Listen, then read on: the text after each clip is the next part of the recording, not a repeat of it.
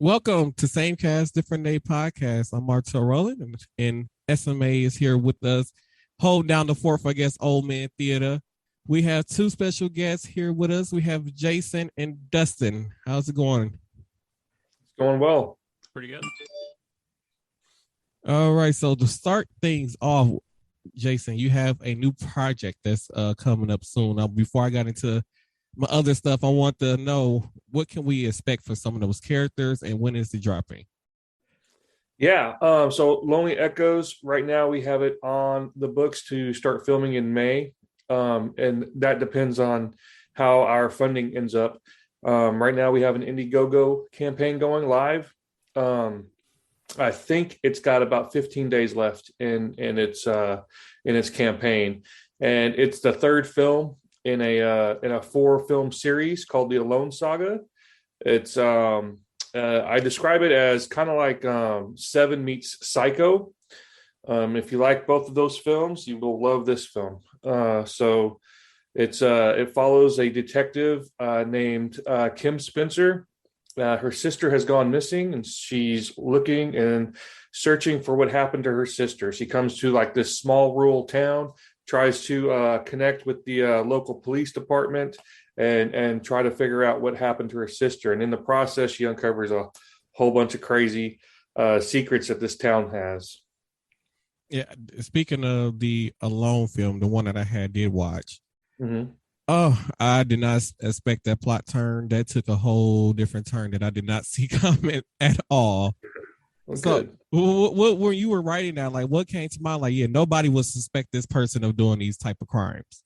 Yeah, that was the main point when we first sat down to kind of come up with a cool concept of a short film that we could do with a small cast, not a whole lot of locations, something easy, and we really wanted a really cool twist like that, something people won't see coming, and then we added in the theme of being alone and kind of built that into the character and expanded it out into the world around her as well, and that's what we came up with.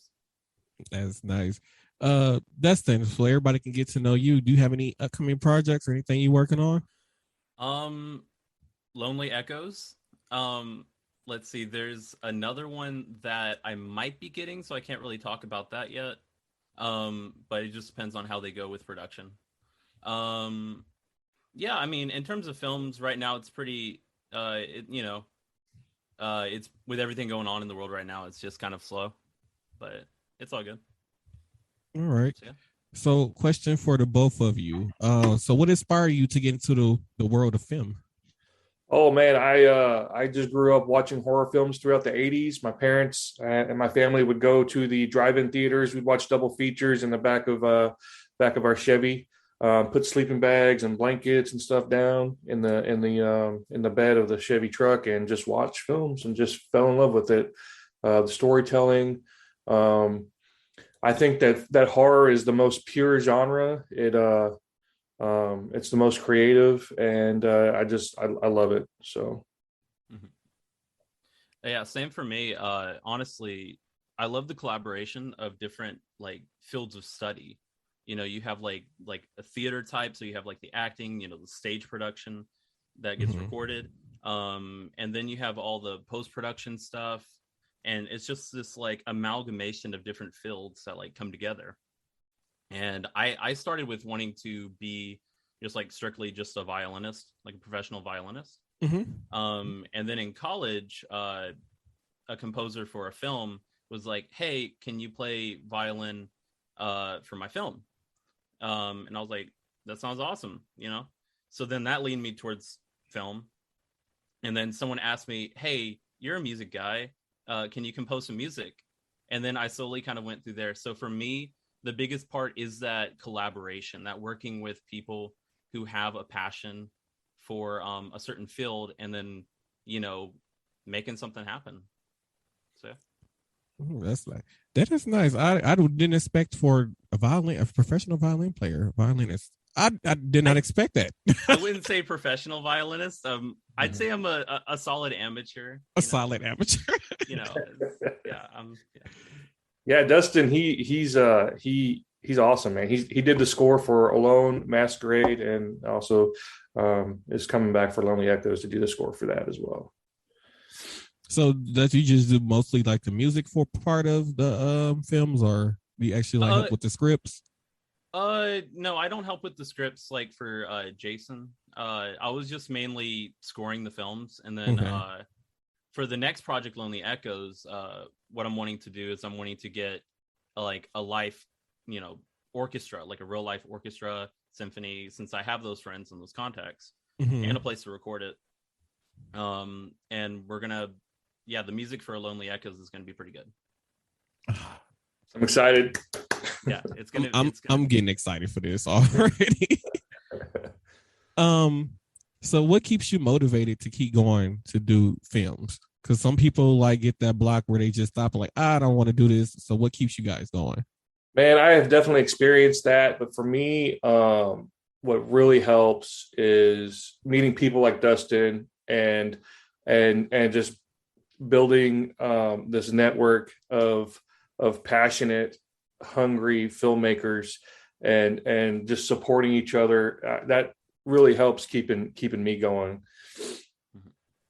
That's the same exact thing for me. Just like being able to bounce ideas, thoughts, different directions off of, like-minded people. It's just, it's this kind of thing that when you find people who are also passionate, you feel each other, and you help become like a support system. Sometimes like with the, with Jason's crew, you become like a family. So that kind of thing really keeps that drive and motivation, because for me, it's that collaboration with other people. So, yeah. Okay. So with that being said, so for people who are listening or watching this on YouTube, what would you tell them, like, how much patience is required going into this type of field? A ton of patience. It's a process. Like, you hear these stories about overnight successes, and let me tell you, those do not exist. The moment that some video goes viral or some song goes viral or something, it may seem like it's an overnight success, but you don't see the years of hard work, perseverance, and dedication that came before that moment. So yeah, you need a ton of patience, and you just need you need to find ways to keep revitalizing yourself in your passion.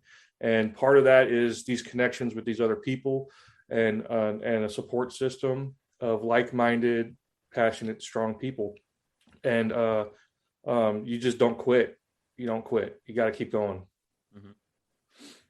Yeah, I mean, like, I know for me, I've been scoring since like 2015, just student films. And the biggest thing is just like making those contacts, because nothing's going to happen overnight. And as you do that, you'll find yourself growing and teaching yourself new things.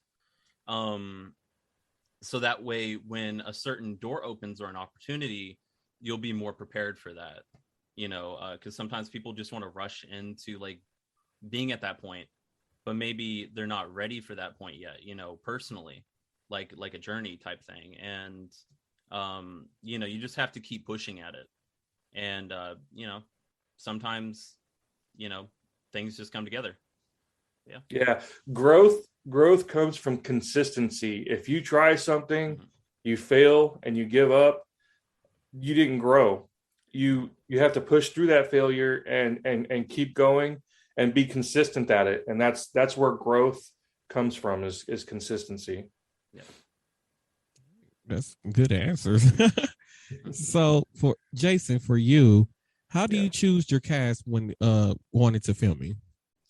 A lot of these, especially with this project, a lot of the characters were already pre-cast when I first came up with the ideas, because they stemmed from conversations that I had from actors who I knew from other projects, and we're like, hey, what would your dream role be? And then they'll tell me, and I'm like, okay, well, I got this kind of little bit of an idea, so let's just kind of funnel these characters into this idea and expand the world. But whenever there is a character that I need to cast that I don't already have an actor lined up for. I do have like audition process. I'll put out on Facebook here locally in the Arkansas Facebook film page. I'm looking for an actor. This is what I'm looking for. You saw Alone, Marilyn Knapp, the old lady. Mhm. That's how I cast her. I put out an ad. I had 4 or 5 different people respond. They all sent me videos, and she was the one that I liked the best. So she got the role, and we developed her character together. Went from there, and I thought she did fantastic. Yeah, she did an amazing job. I'm not even gonna lie. Like I was, because I think I had woke up about 1 o'clock this morning, and I had watched it again because I love that film that you did, especially her acting. And then one of the questions I had wanted to ask you, like, so like the scene where they're by the well and she's doing her thing with the young lady. Um, what was it like filming that? Like, what was going like? I wonder was like, what was going through her head while filming that scene? The actor or the character? The actor. She was really excited about it. Really? Yeah, she's the one that actually came up with the idea to sing the song, the lullaby. Oh. So yeah, that was all her idea. It wasn't in the script. And then actually from that, we actually went back to Dustin and we're like, hey, can you incorporate this lullaby into the score? And like, yeah, there's different parts where if you listen closely, you can kind of hear that lullaby throughout the film. So that actually turned into a really cool thing that we did through the whole film. But yeah, she loves horror films. She was very inspired by Kathy Bates from Misery. She took a lot from that role. And she was just really excited to do that scene. It was an intense scene. We shot that about 3 or 4 in the morning.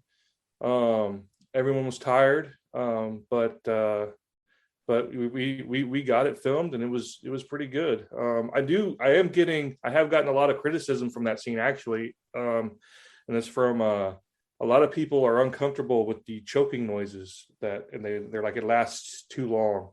But I did that on purpose because I put myself through some hard stuff. And I actually watched one night I stayed up and watched like 4 or 5 hours straight of people just dying from asphyxiation, like just videos.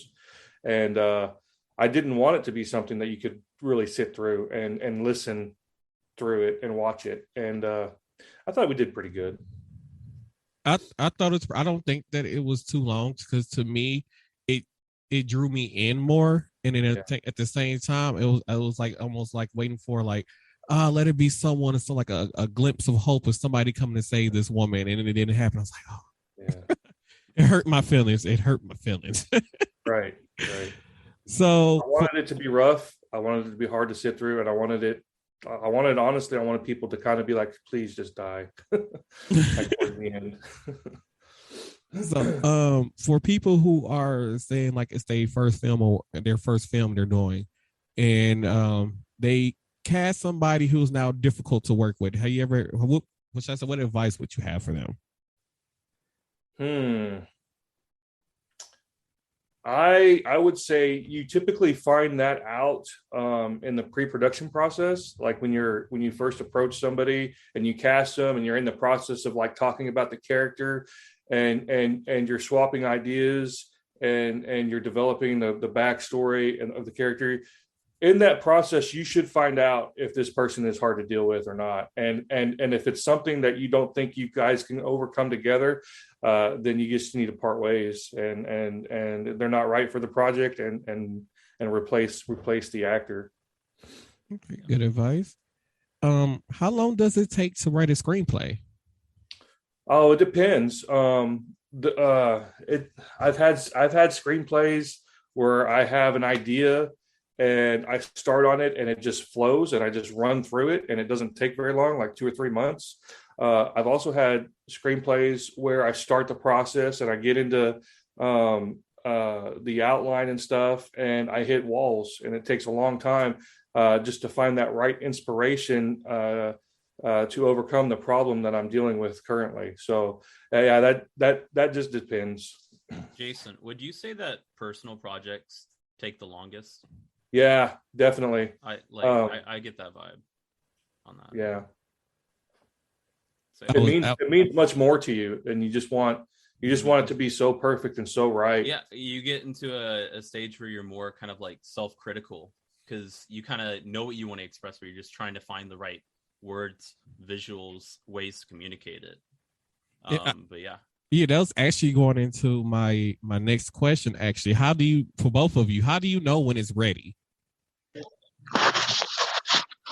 For me, I have a small team. I have like some people that I trust because a lot of times I get too close to these projects, and so I like at every step of the development process with the script, I share it, and I have these people read it and give me their thoughts and stuff like that, and I feel like it's ready when almost everybody kind of agrees that this is really good and we need to move forward with it. So definitely rely on your team and trust them when you're too close to your project. Yeah, and sometimes when you have the means to see a project to the end, you just need to set a due date. Like that's the biggest thing is just, if you have everything you need to get it done, like then you set that date and you stick to it. Yeah. Alrighty. So, Jason, while filming, how many changes have you made to a script? A lot. I'm a very collaborative director. I really like to. I'm not one that is like, hey, my idea is the best idea. We're doing it this way, or hit the highway, or like if we're into the process and somebody has a good idea, I'm completely open with that. There have been times when here's a good example. Last October, we were in Kentucky and we're shooting a Friday the 13th fan film called Voorhees Night of the Beast. Mm-hmm. And we're in this scene and this character saying this line, and I call cut and I stop it and I'm like, that line, it's not hitting for me. It's not resonating to me. It's not something that I feel like your character will say. Because when you get into the process and you start to see these characters, like it's one thing to read it on paper, but it's another thing to be watching an actor bringing it to life. And then it's like, okay, now you have more of a sense of who this character is. And now she's saying this line, or no, it's actually a guy. This guy's saying this line that just doesn't feel right for that character. And then, so I'm like, I asked him, I was like, hey, does this line feel right to you? Like, is this something that your character would say? And he agreed with me. He's like, no, like I didn't feel comfortable with saying it. It's not something that I feel like that he would be saying at this moment. And the line, I actually gave it to another character whose character fit that line better. Mm-hmm. I was like, what about you? Is this something that she would say? And she's all like, yeah, man, I'm very sarcastic. I'd definitely say this. And so we just moved, like we gave the line to another character and it flowed so much better. It made the scene, honestly. But there's stuff like that. When you get to a location, you might have to change something. It might not be exactly how you envisioned. So you just have to be adaptable and be open to other ideas that might be better than what you have, and also just kind of flow with your just be present in your environment, because things change and you gotta adapt to it. You can't try to force what you have on the page if it's not going that the way it's on the page. You got to be able to maneuver and adapt and keep the production going. So yeah, I've changed the script quite a bit. Okay, so that brings me to a question. When you are putting the films together, do you start with the structure of it first, or do you start with the scenes?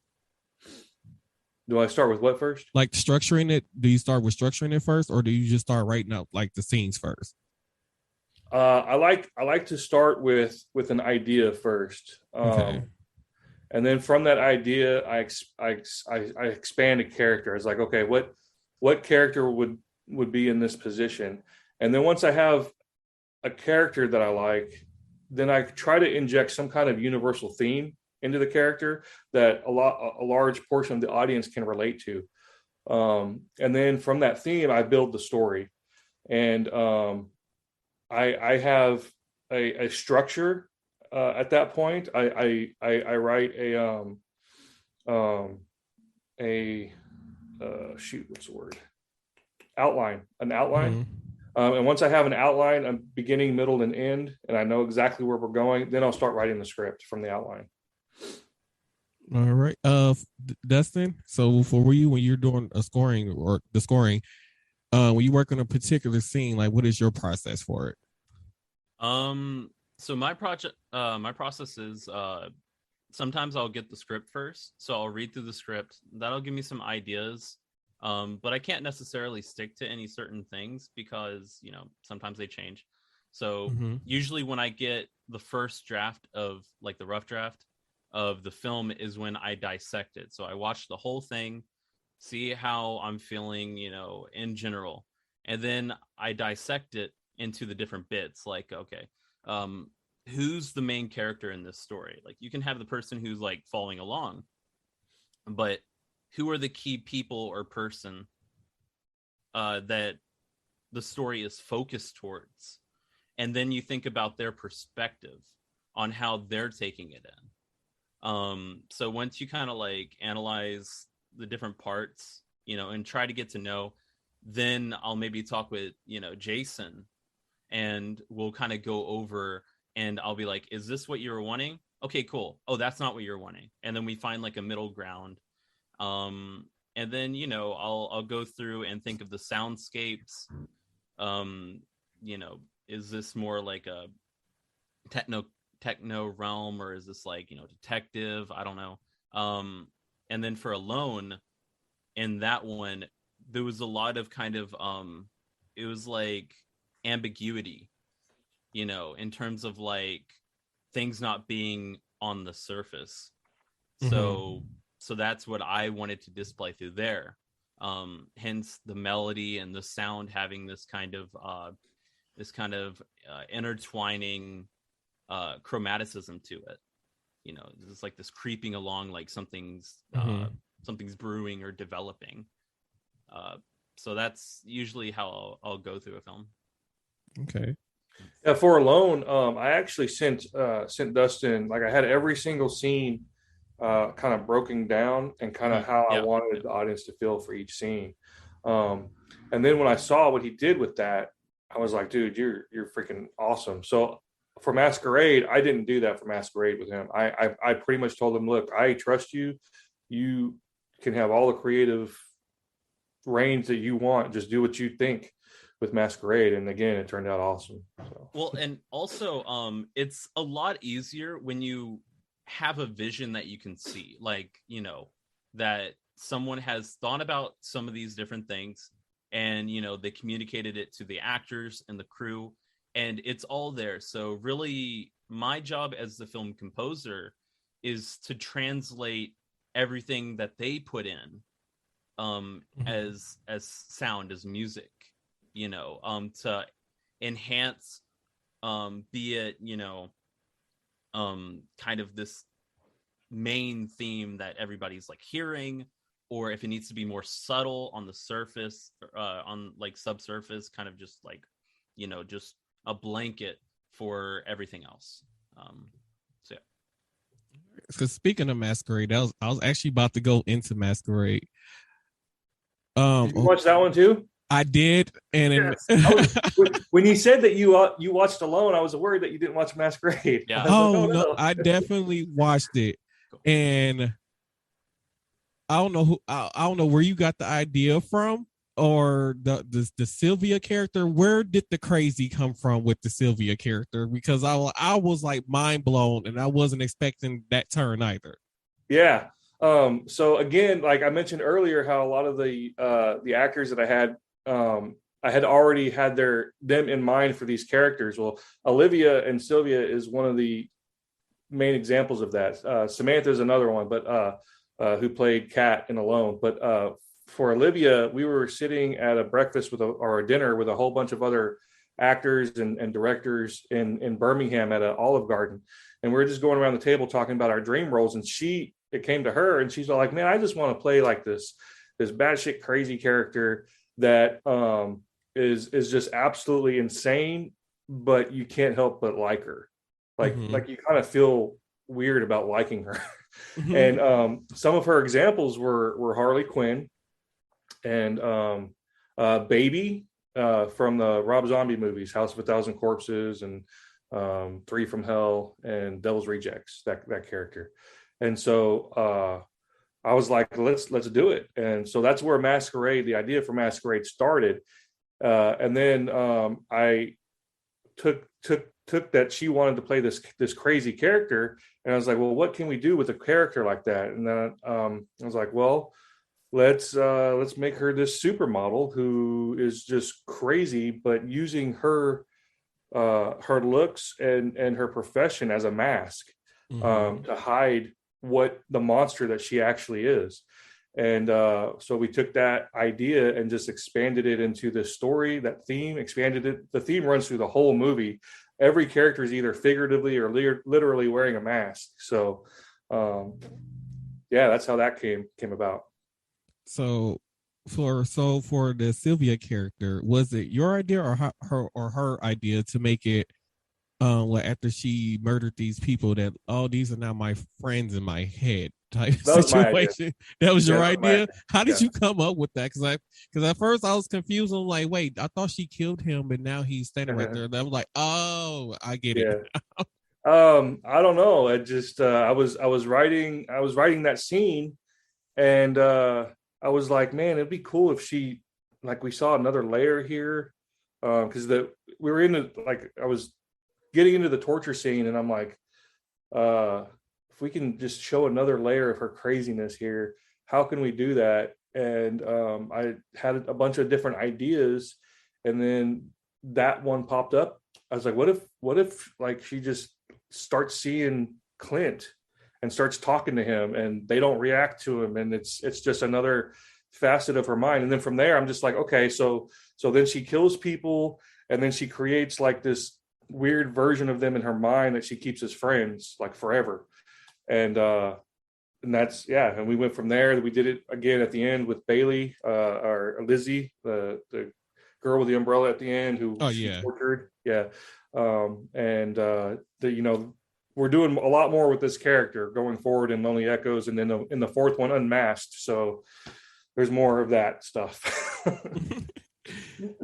Because that was an amazing film, by the way. Thank you. Because sometimes, I normally need somebody to watch horror films with me, because sometimes I might have a nightmare or two, but I'm like, no, this was really good. And it was well written. Everything went perfect with that film. Appreciate that. So speaking of, the Friday the 13th is fan film, right? Yes. That you're making. Okay. So can you tell us a little more about that? I know at the end of the trailer, I believe I watched, and it says it's coming out in May.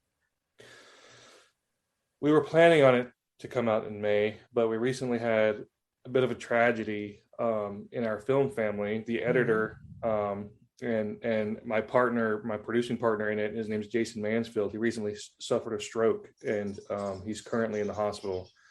So the chances of us making that May 13th deadline are not very good now that has happened. So I don't know when it's going to come out, but I can talk about the film. It takes place, if there's any Friday the 13th fans out there, it takes place between Friday the 13th Part 8, Jason Takes Manhattan, and Part 9, Jason Goes to Hell. And it is an origin story for Creighton Duke, one of my favorite characters in the franchise from Jason Goes to Hell. It tells the story of his first encounter with Jason.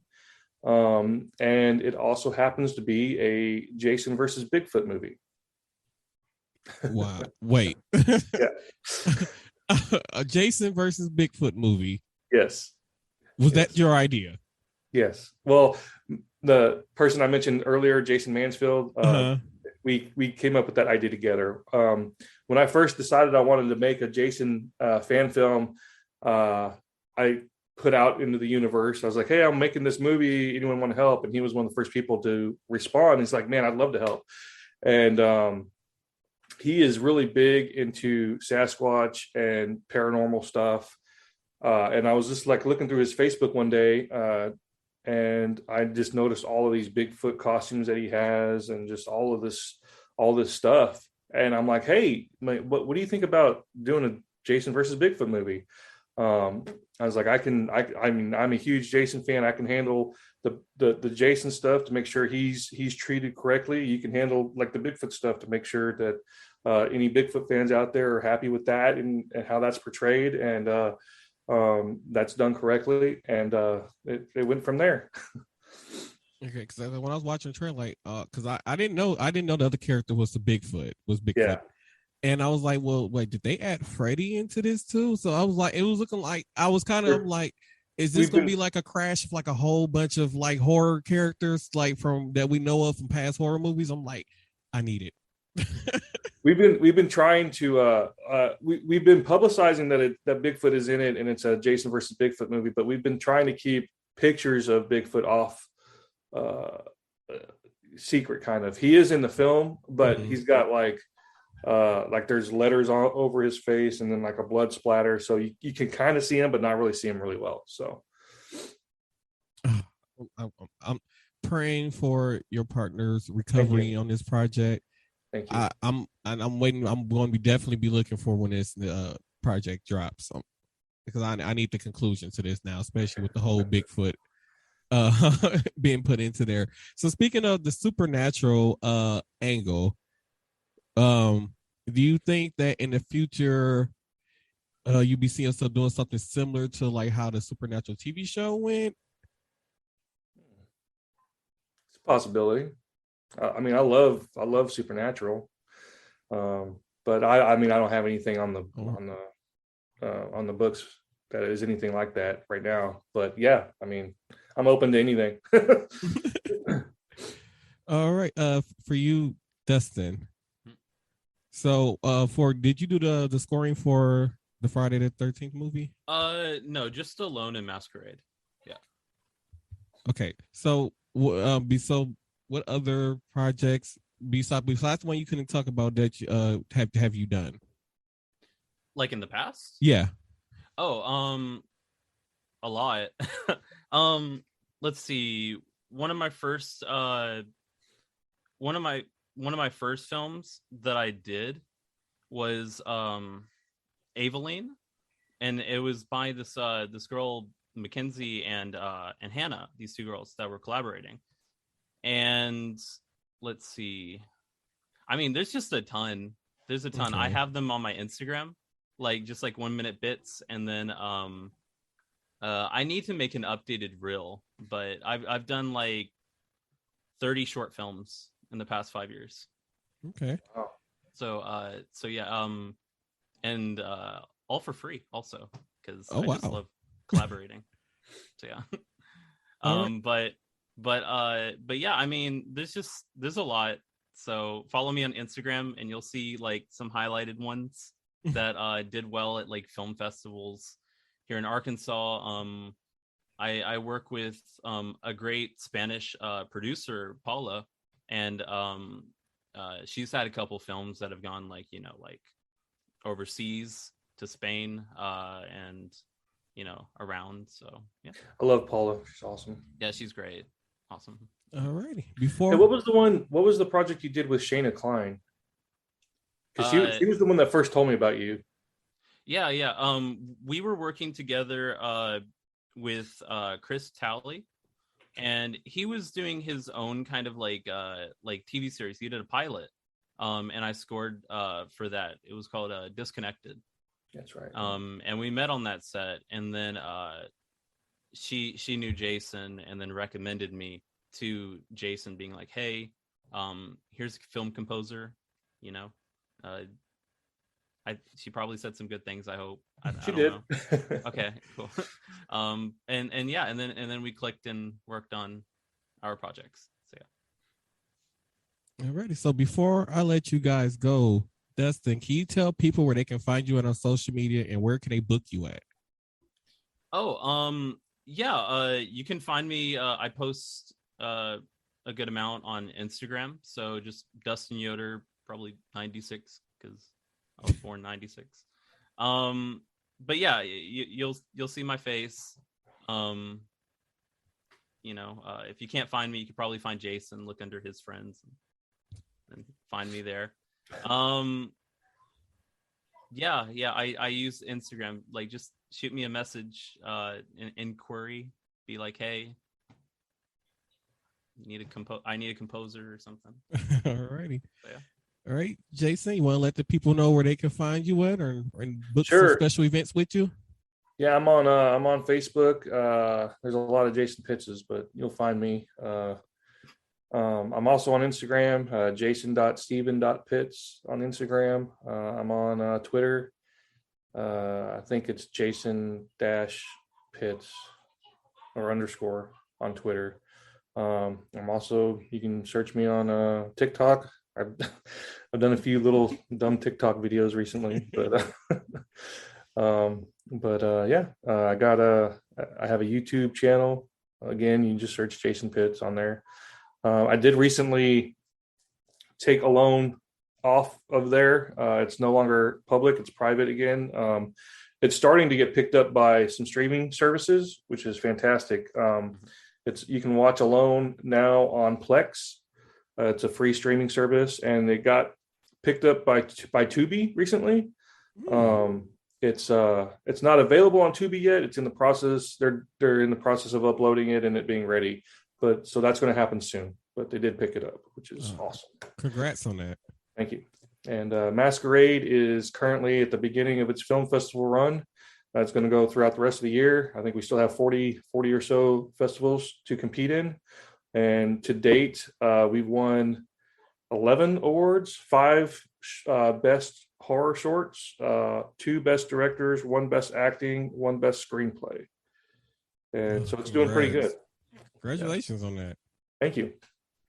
All righty. So Jason and Dustin, thank you all. Well, thank you for coming and talking with me and the crew. That's the other 2 that's over there. Make sure you guys go check them out on social media, and make sure you go check out them films when you get a chance to. The Indiegogo, Lonely Echoes. We really need a lot of support there. Yeah, I will be posting a link. There'll be a link in the description of the video and audio version. So make sure y'all go down and click on that link to support that. So once again, thank you both for coming on. Thank you so much. We appreciate it. Thank you for having us. You're welcome. Wait, why would you soon as I'm about to click, you say juicy for what? What? Wait a minute now, shit. What the hell's going on? I don't know. Old Man Theater, according to everybody, gas is still too damn high. We just want to get that out the way too. But it then went down a little bit. I can't complain as much as I did last week. I found something for $3.69. Okay, that's a big difference. When I was paying $4.70 something on the road. So that's $1 cheaper. That is $1 cheaper. Somebody's doing something right somewhere that is going down. They said in Chicago, somebody was getting away. Was it $200,000 worth of gas or something like that? I think when my mom was watching the news earlier. That's what I guess all the people call their stuff trying to drive their asses down there. What the fuck you gonna drive down there and get the gas and waste all that gas coming right back home? Because I think, but the max you could get was $50 in gas, so free gas. I'll stay my black ass down home, but I got $50 in my day. So, Old Man Theater, what news did you have for the people? About what's his name? Juicy Fruit, Julicious, Jussie Smollett. Julicious, bye, Theo. Smooth Young. Oh, and I talked to your mama today too. Who, really? Man? Yeah, but anyway. Oh. Who, mama? Mine. You know who I'm talking about. That's what I'm saying. You talk to mine. You said you talk to your mama. Okay. Yeah. Not well. Me and Montreal mama already talked. We getting him somewhere in a cold place. We're gonna They'll put your ass in the middle of the artist. He's cool, but I heard that they got him out. Yes, Jussie Smollett is free. So I had saw some earlier in the day today or yesterday where they were talking about uh they they were going to do expecting for him to be released pending some type of investigation or something like that. And then right before the recording, you had sent me the thing, and it was like, oh, he's free from jail pending I guess something about an unconstitutional charges that was brought against him, and there will be an investigation. So he still might have to serve some jail time. It just depend on what the investigation brings. I'm sorry. I think that he should serve some, at least all of it. I mean, everybody else was, he fucked up. He lied. He know that he lied, but I mean, but he did a whole. But even if it was a less famous person, a person still would have the option whether to pay the restitution or a fine or do the jail time. So I feel like if he paid the restitutions and the fine, he should just walk free. No, they still had that on there with it, man. Yeah, I know. That's what I'm saying. Just as I know that it's been situations where people have had the option whether to pay money or go to jail, basically. So I was saying, like, after their investigation, and they say, "Oh, well, we just want him to pay the restitution," and then okay, who I don't know, hearing myself through somebody's microphone. Okay. But yeah, they know. I'm just saying, like, if they say, like, at the end of their investigation, they say, "Oh, well, we just want him to pay the restitution and the fine," and then that's it. Then I'd be okay with that. I wouldn't. So what? How many years is they talking about sentences? It's only like what 150, like 5 months.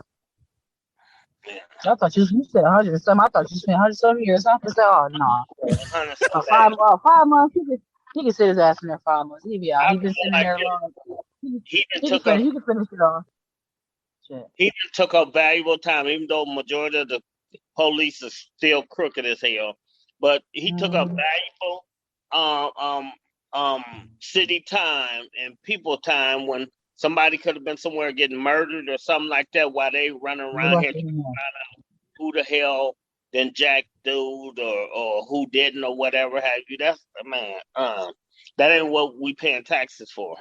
So the family did put out a statement, and they saying that the police or the judge, the public perception of him, they want us to believe that it was a hoax. And from what the family is saying, apparently the police officers interviewed somebody after it all happened, and the man said that he did see 2 white men running off.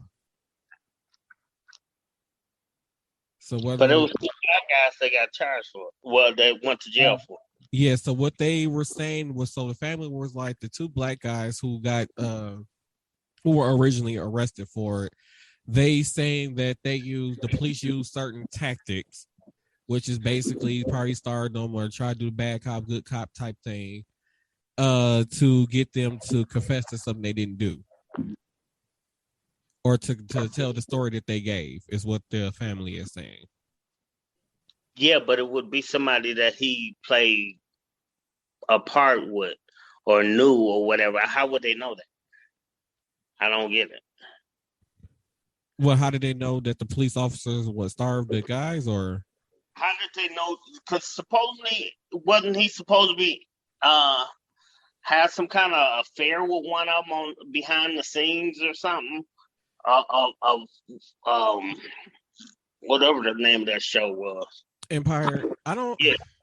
So like the judge painted the perception that these 2 black guys saw Jussie as an opportunity to get into like movie roles or make it into that world. Oh my goodness, I'm just getting some bad feedback. To get into that world of film or whatever, and So that's what the judge painted the perception of. They was basically trying to use Jussie to get into movies and TV and all this other kind of stuff. And Jussie preyed on their innocence and paid them money to do such acts. And the family is saying that there's a whole nother different story to this, and there's a lot that the public or the police officer did not release to the public about the case. And during the trial process and everything, the family has been putting out stuff and putting stuff out there and presenting, I guess, as in a way, presenting evidence that a whole different story happened. So now it's basically the evidence and the story that they were able to put up versus what the judge and the public and the public defender, not the public defender, what they call the prosecutor painted for us. So it's almost like they trying to paint him as a criminal, like he's the worst of the worst.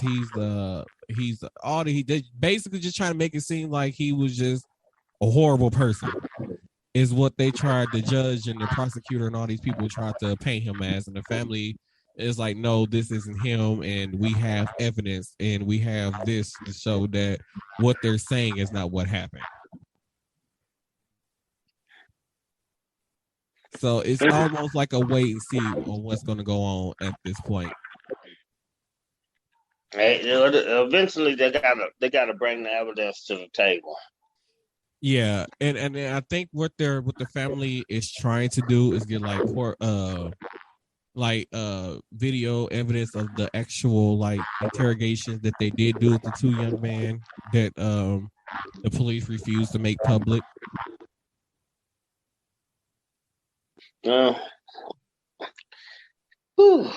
That's a hard one. Yeah. That's a hard one. Oh my God. Yeah, I am having so many audio issues. If y'all hearing audio issues during this recording, y'all, I am so sorry. Sound like you eating something. Something eating you. You said what? Sound like you eating something or something is eating you. What do you mean somebody's eating me? I sound horrible? No, it just sound like crunching, like crunching. Yeah, that's what I'm hearing. But I'm like, I don't know what's going on. That's what I'm like, I don't know if it's me or. That's what you gotta figure it out. Well, I don't hear none of that. I'm adjusting my levels right now, but okay, it seems to be not doing it right now. So we got it. It doesn't do it. Praise the Lord. Hallelujah. Thank you, Jesus. So on the last episode, I have forgot to mention this. And Old Man Theater forgot to remind me. We got to send prayers to our homie Big E. Yeah. If you're not familiar with Big E is a WWE superstar who was performing in a match, and it was supposed to be a belly to belly maneuver, and there go that damn sound again. God damn it. Yeah. And he was supposed to be performing a belly to belly maneuver. He's supposed to be the one that's in the maneuver. What is going on? Mm-hmm. Is it your hair? Okay, we switch the channels. Is that? Can y'all still hear it? Okay. Mm-hmm. It's still doing it? No. Okay. So he was supposed to be performing this belly to belly maneuver. So somebody supposed to be doing a maneuver on him, and it's still doing it. Some bitch. Yeah, it is. I don't know how to fix this. Okay, wait. Let me unhook my microphone real fast.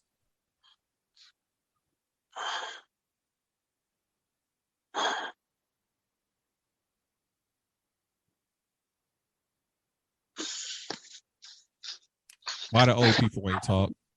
Shut up. What the hell you call it old? So he was supposed to be performing. Yeah, I'm hearing the echo. Like I'm hearing like my voice come through somebody else's microphone. Is what it sounds like.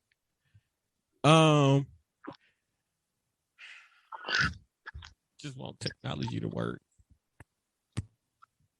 Okay. And basically, he got tossed over somebody's shoulder like this. He's supposed to go over the head, almost like a German suplex, but from the front. And he let it neck first, and damaged it. Huh? More or less top of the head first. Yeah, and damaged his C6 and C1 vertebrae. So he So can't 9 or 5'8" and 3'2" right now. So, there, like I said, they did report there be no surgery needed. Oh my God, what is going on? We can hear you majority. You know, it's just a little sound. You good. We can still hear you. We'll hear what I don't want it to sound horrible in people's ear though. It ain't sounding horrible in my ear. I don't give a shh. You sound horrible. And then it's weird because like I'm hearing it through my ear things too. So I was like, where was I? Oh yeah, so yeah, Drew McIntyre did go to the hospital and said Big E was in big spirits. He was happy. He's not upset about anything that the whole situation right now. They just basically like, hey, stuff happens. It's live TV. It's sports entertainment.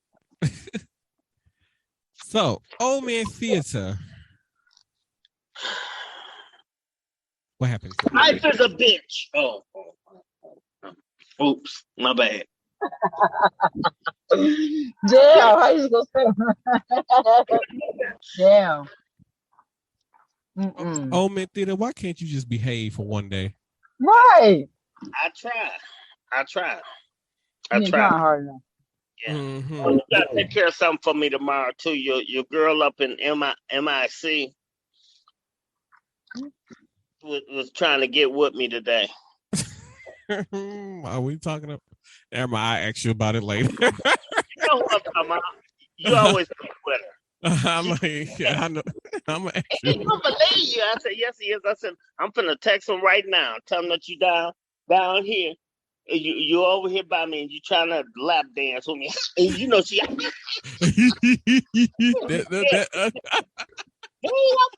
said, I'll already hit him with it. He taking care of you tomorrow. I ain't gonna run. Yeah, she did a But yeah, one be starting there on the 28-second shift. I told you to tell them don't do it. That was before I know what my niece had told me about it. And then I seen her FaceTime her mama today, and I'm like, oh Lord. Tell my they ain't got a hold to the last name yet. I said, I hope they don't. I said, just don't say nothing. That is so sad.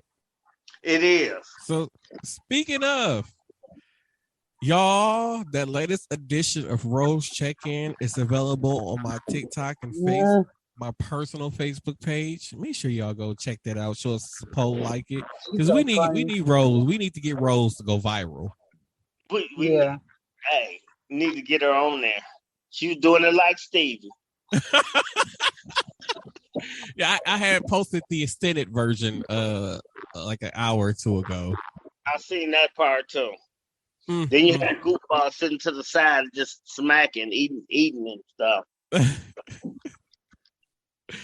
That he was. Oh my God. So that's pretty much been our episode. Old Man Theater, as usual. You got any advice for the people? Stay single. Oh.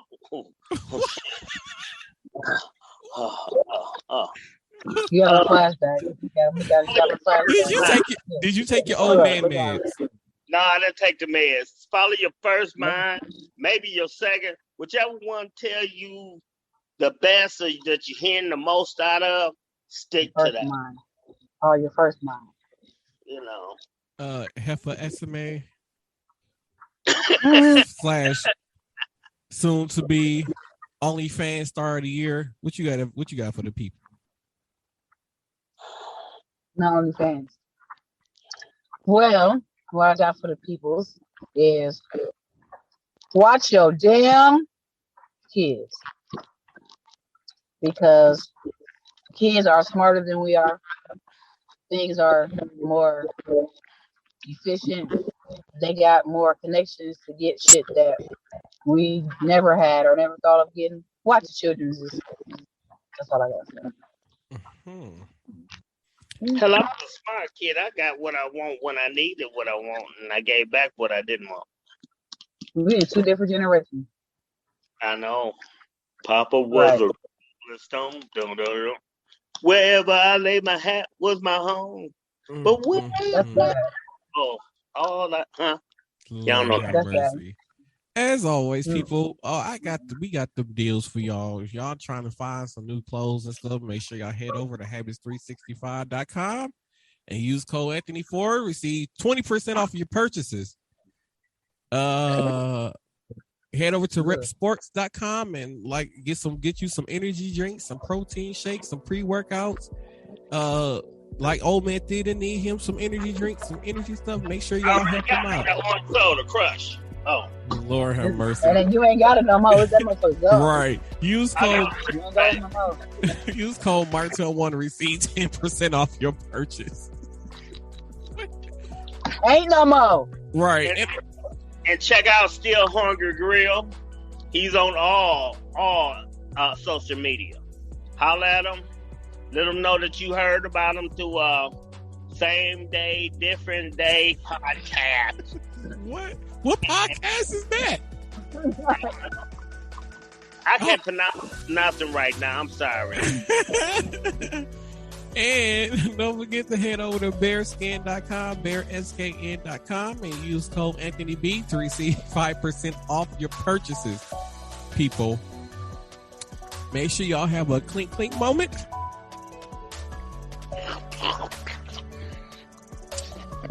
This has been Sanecast Different Day Podcast, the #1 podcast for Gen X, Millennials, and Gen Zs. Y'all have a good night, people, and we'll see you all on Thursday.